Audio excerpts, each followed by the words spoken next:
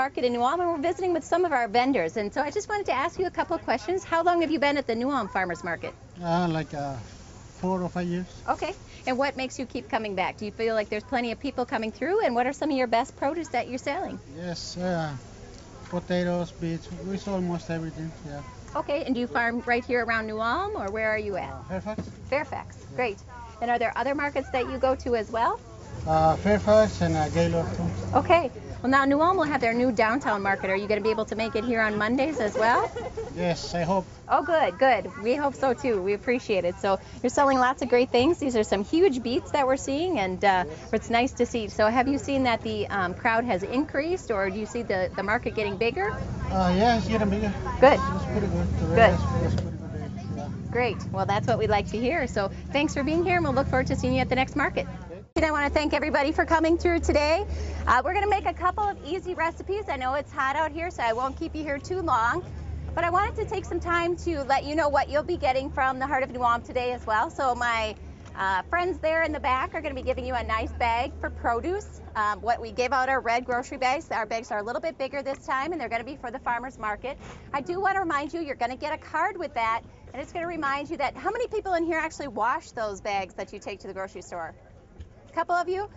Okay, remember that they do harbor bacteria if your vegetables, if they leak a little bit, or if you bring them to the grocery store, your chicken leaks a little bit, all of that's going to be cross-contamination. So those are washable bags, and we want to remind you to do that. Our goal is to keep the farmers market safe. If we would have a contamination issue here, it would probably be the end of our farmers market. So all of your reusable bags, not just the ones that we give you, make sure you're washing those and use them often. If they wear out, that's a great sign. That means you're using them, and we have extra, so let us know. We can replace your bags for you as well. All right? The next piece that you're going to get in that bag is going to be our new Freshen Up Your Plate. This is going to be a nice booklet that's been put together. It's going to explain a lot of things about the farmers market, how to be healthier, how to shop on a budget, and how to make sure that you're getting the most from your fruits and vegetables. Okay? So if you feel like you have a lot of waste in your vegetables, make sure you check this book as well. It's going to help you with that. It's going to help with having multiple recipes when you have your food products. So getting more uses out of your peppers or whatever it is that you're having, okay? So check that in there as well. The final thing you'll get is, with everything in the Heart of New Ulm, you're going to get a survey. We're going to see what you think, what we can do better. So let me just make sure everybody knows what the Heart of New Ulm is, right? Anybody not familiar? All right, that makes it a lot easier. Okay, so we're going to get started. Now, the recipes that I picked, I tried to go back through the farmers market and find out what is in season right now. So my goal is that pretty well all of these ingredients should be picked up today. You should be able to get most of these here today, all right? First, I want to ask, does everybody know what I have on my table? Can everybody identify everything out here? No. So let's get some help. What do we have here? Shout it out. This is going to be your kale. That's kale. These are your Swiss chards here. Now, when you're using these, this is a great substitution for your romaine or your spinach, or most certainly your iceberg lettuce, okay? So these are going to be very high in nutrients. They're very high in our vitamin K. They're also high in vitamin C, so that's helpful. And they're going to be higher in protein than your leafy greens like spinach and lettuce as well. They have a very distinct flavor, and so if you have salads all the time, try these. Try your kale, try your Swiss or your rainbow chards. You're going to find that they're going to really change up the flavor of your salad. So if we get what I like to call salad fatigue, you're tired of having that same salad every day, just by changing your greens a little bit, you're going to make a big difference. The other benefit of having chards is that you can use both your leaf and your stem, okay? So the stem is going to work like asparagus, and it's going to be full of nutrients. So instead of having to cut that off and have a lot of vegetable waste, this is something you can just steam right up, and you can eat those as well. So you're going to see that it's a little more expensive, but if you're using more of the product, you're going to get a better yield, and that brings your edible portion cost down. So do try these in our grocery stores. I did pick these up either from a farmer or in our local grocery stores. So these are available in town at any time. The biggest thing that I don't like to hear is that, well, we can't find good produce, or, New Ulm is a small town, we don't have these things. I think if you took some time in your grocery stores, come on a grocery store tour, you're going to find out that we really do have a lot of these great things. All right, how about this one? What do we have? What's this one? Yep, this is your romaine. So this should be your staple, okay? This is your This is your salad staple. So if you don't like the kale or you don't like the Swiss chards, you can add dandelion into your salads. But this should be your base. Again, very high in nutrients and very easy to use. We're going to just pull those off and we're going to shred that out, okay? Because I don't have water here, the state says I have to have it washed. So I already have it all ripped up, ready to go for you, okay? So this is what it's going to look like. It's going to have a different, darker color. Remember that lettuce is 98% water, very, very low on nutrients. So the darker your greens, the more nutrients you're going to find. So if you have an iceberg salad every day, you're on the right road. Let's start to tweak that a little bit and see how we can make it better. All right, the next thing for this recipe that we're going to be using are our radishes, right? Everybody has radishes, people growing these, buying these right now. This is something that you can dice up really quickly, and it's going to be very, very nutritious. It's very filling, high in fiber, and something that you should incorporate into your diet as well. The next thing, you have green onions. Who knows which end we're going to use? This one down here. That is one of the most common questions I get on a green onion is which end do we use? You can actually use the entire stalk. You can use all of it. It has a lot of nutritional value in all of it, but if you're looking for the fullest flavor, it is down in the bulb. Okay, we're going to be using that one. Then we're going to go with a cucumber. We all know what that is. And then the next thing we're going to have are 3 tomatoes. I chose some little Romas today. That's about what's fresh now. You can get great tomatoes. This is something that you can incorporate easily into your diet. And you know, this is just a sample of what you could put into this. I also have things like squash or zucchini or anything else that you'd like to put into this, and it's going to be a great salad. Now the difference on this is we're going to use some celery, and then we're going to use 1 can of shrimp, of the small shrimp. So how many times have you gone to a party and you thought, well, that's a really nice salad and I really enjoy it, but you wouldn't ever make it at home? So I want you to see how easy it is, and then I'm going to give you a basic tip. So how many people make their own balsamic vinaigrette? Nobody? Every once in a while? All right, so this is a healthy salad dressing. It's going to be high in, it's going to be olive oil and balsamic vinegar, right? What are we looking for in olive oil? What do we get from that? The good fats. Those are our mono and our polyunsaturated. That's what you're looking for. So this is a good salad dressing. Now, does this mean we should add it to everything? Absolutely not. It does have calories, but it is the better calories, better than a ranch or another cream-based dressing. So we're going to whip this together fairly quickly, and you can see how easy it is to actually make these nice, heart-healthy salads. So this is going to be the romaine. The nice thing with these recipes, too, is there's really no quantity base. You know, whatever you like. They're vegetables, so the more you can get, the better. So I pre-cut my radishes as well. I like to cut them nice and small, nice and thin. And the way I like to do that is if anybody has a chopper at home, these are pretty nice. They just glide right over the top. Let's see. You can also add things like red and green peppers into this. All of those are going to fit in there quite well. We're going to do the celery next.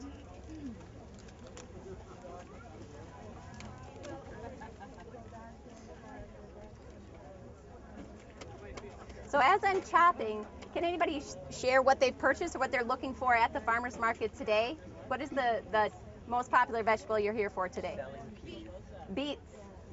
You see them here on the table, right? Got lots of beets over here. Good. Now I'll give you my disclaimer. There is a little handle that goes with this, and you really should use it. So if I lose the tips of my fingers, you can say, I told myself. So you can see that this salad is going to take less than about 10 minutes to prepare. And this little chopper is going to work great on our tomatoes as well.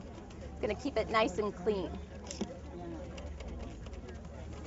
All right. Let's cut the tip of that off. Yep, you sure could. Don't distract me. Just kidding. Gotten your tip before, yep. All right, so the trick with tomatoes is how many people can tomatoes? Did you know that it's actually better to eat canned tomatoes than a fresh tomato? It's our one vegetable that as it settles in its canning, it actually increases the amount of lycopenes in there, which is good for our heart health. And so people that can tomatoes are doing great. So this is the time of the year to be purchasing those here at your farmer's market and get them canned and eat them throughout the winter. It's great for your heart health. I'll do one more because I like it. Freezing it isn't going to be the same. It's the chemicals that go in there with it. How about store canned Oop. tomatoes? What's that? How about store canned rather than home canned? Yep, same thing. You have to be careful with their store can for what? What are we always watching when we buy store-bought? Salt. Salt is going to be it. Now the low sodium varieties, if that's what you're used to, are going to be great. They're going to be tasting good, and they're an easy substitution. All right. I think I need a bigger table next time. The next thing I'm going to do is I'll move this to the side. I'm going to chop up these green onions a little bit. Now again, the best place to stop using your green onions, if you bend them right where they break, that's about where you're going to start to lose your strongest flavor. So that's your test on a green onion. Bend it, and that's when you know to stop. Get rid of the tips. Now I'm a big onion fan, so I like to add quite a bit of extra of these. All right, throw those in there. Okay, so when we mix this up,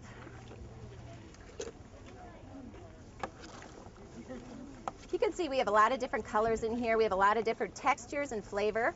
We're going to add in that baby shrimp. Now this is going to serve 8 portions or more.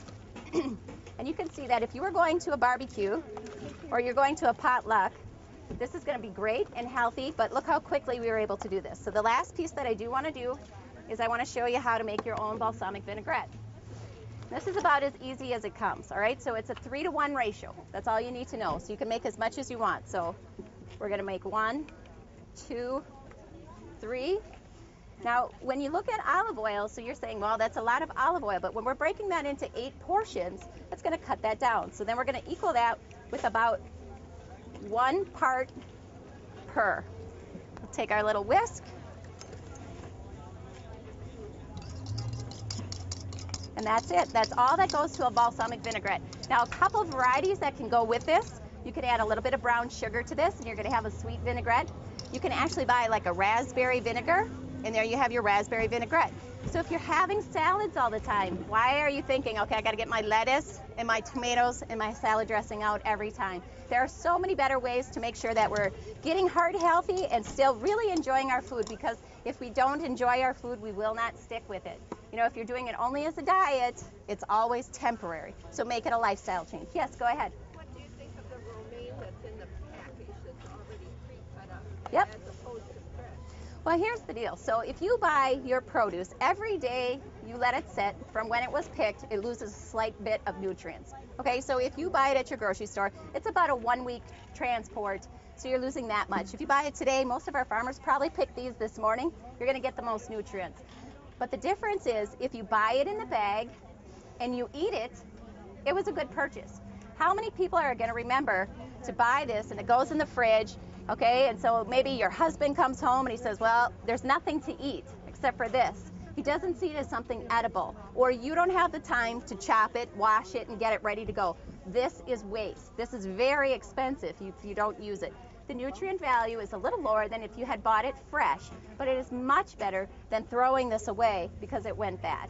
All right, so if it's more convenient for you and you're going to eat it that way, it is a good idea. Okay, so that is the catch on that. It's a little more expensive, but if you throw this away, it was really expensive because you didn't get anything out of it. So that is one good way to use it. All right, so you can see that this is going to be a great salad. It's ready to go. I do recommend adding your vinaigrette right before you're going to eat. It's going to get a little bit soggy, but there you go. And this is a great salad to bring along. It has your protein. If you had switched this out for your kale or your Swiss chards, it's going to be even higher in protein. It has your shrimp, all your vegetables, and a nice vinaigrette on the top that you can make for any salad, anytime. All right? I thought spinach was actually better for you than the romaine even. It is. It's more expensive, and we don't get it as readily. So romaine is always our staple. So that one's going to be, like I said, the darker the green, the better. So yeah, and you know what? Kale and Swiss chards are better than spinach. But what is it that you're going to eat? Yeah, so that's going to be your difference. So most people enjoy romaine, and that's what I encourage you to take over the regular lettuce. Yeah. Iceberg. All right, so that's our first recipe. I want to make sure that everybody has a bag. I will reload, and we'll start our second recipe.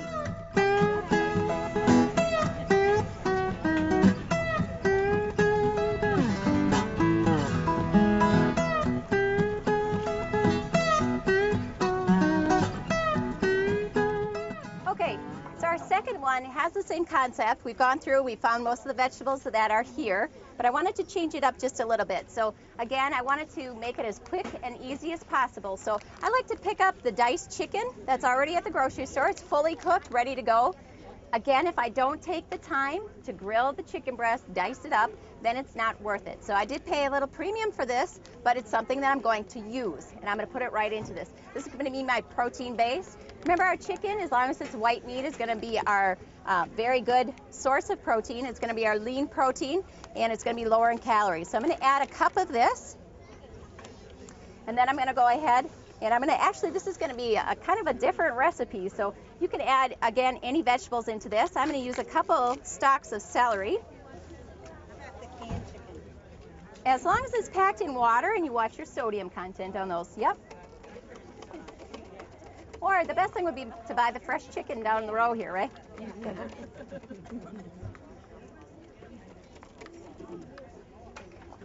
Now, I'd like to offer samples to everybody, but because we have no fresh running water, I can't do that here. So I didn't really wash my vegetables because I knew nobody would be eating them. But you wash all of your fresh produce. Now, some of the questions I've already gotten on this recipe are, do you have to use the name brand, or is there anything specific? You don't have to do that. So if you'd like to use canned chicken, that was asked over here, or whatever you'd like, you can do that as well. How many people have tried all the different colors of peppers? You add all the different colors? That's great. So I like the red pepper. It's not a whole lot of difference, but we do want to minimize our produce loss on here, so I'm just going to cut around my seeds.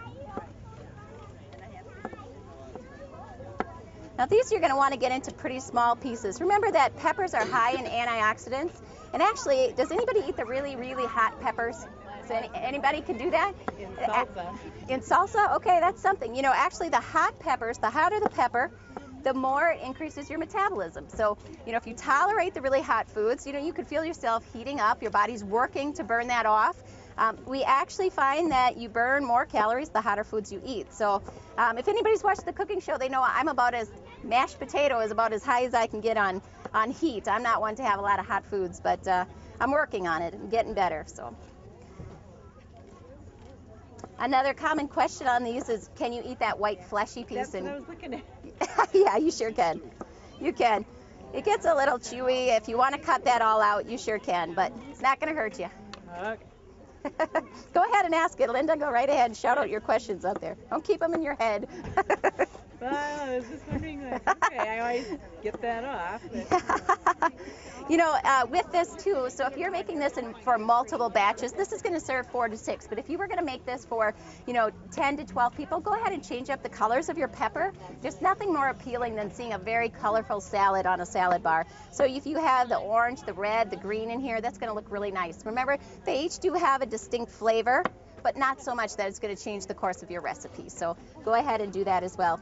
You can see I get a few seeds in there. Unless you have diverticulitis, you're good too. It's not going to grow in your stomach. All right. Again, this is going to be put on top of a bed of romaine.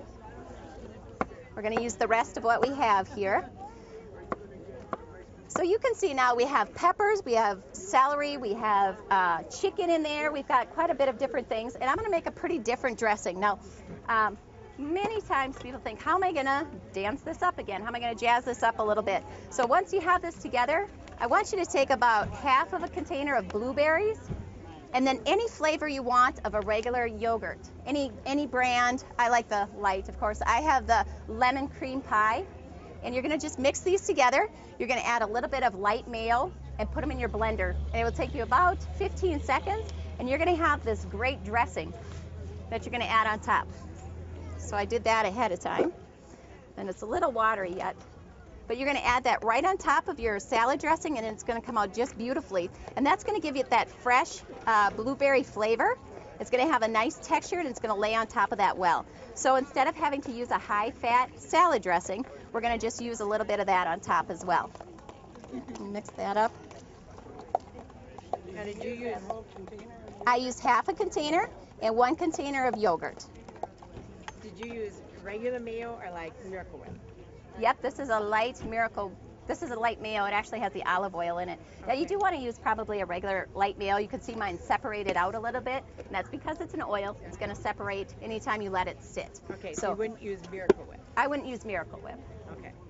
So you're going to add that together, and blueberries are our miracle fruit, and so this is what you're going to have the highest antioxidants. And kind of interesting to me is that people that actually eat blueberries consistently for 2 weeks score much higher on cognitive tests and memory tests. So it is proven to make a difference in your neurological system as well as your cognitive ability. So if people that are starting with with memory loss or anything like that, it is proven that blueberries will help slow that down. Now we add this just right on top of our bed of romaine.